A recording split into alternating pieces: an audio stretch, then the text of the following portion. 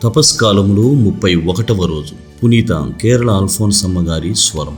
పునీత కేరళ అల్ఫోన్సమ్మ జీవితం బాధ మధ్య వికసించిన పవిత్రతకు సాక్ష్యం. కేరళలో జన్మించిన ఆమె చిన్న వయసులోనే యేసును తన జీవిత భాగస్వామిగా ఎంచుకుంది. కానీ ఆమె మార్గం సులభం కాలేదు. బాల్యంలోనే తల్లిని కోల్పోయింది. వివాహ ఒత్తిడిని తప్పించుకోవడానికి తనను తాను గాయపరుచుకున్నంతగా దేవునికి అంకిత భావం చూపింది. కన్యస్త్రీగా ప్రవేశించిన తర్వాత కూడా తీవ్రమైన అనారోగ్యాలు, శారీరక బాధలు, అపార్థాలు ఎదుర్కొంది.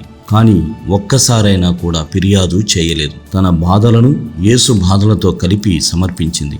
నాకు బాధలు అంటే భయం లేదు, అవి నన్ను యేసు వద్దకు చేరుస్తాయి అనే భావముతో జీవించింది. పునీత అల్ఫోన్సమ్మకు నేర్పేది కూడా ఇదే. పవిత్రత సౌకర్యంలో లేదు, సహనములో పెరుగుతుంది. మన గాయాలు దేవుని చేతుల్లో ఆశీర్వాదాలుగా మారగలము. బాధను ప్రేమతో అర్పిస్తే అది ఆత్మీయ శక్తిగా మారుతుంది.